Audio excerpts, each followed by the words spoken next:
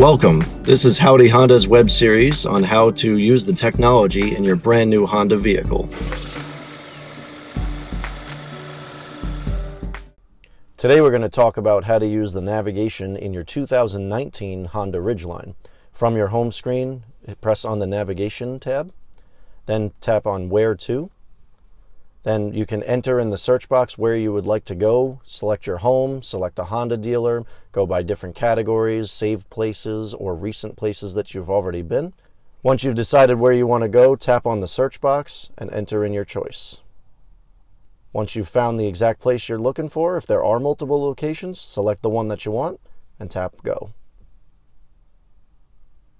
Please drive to highlighted route. To look at the traffic map using the navigation in your Ridgeline, tap the green circle on the bottom right.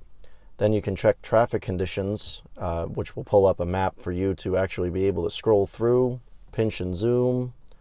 Yellow would indicate moderate, red indicates severe traffic.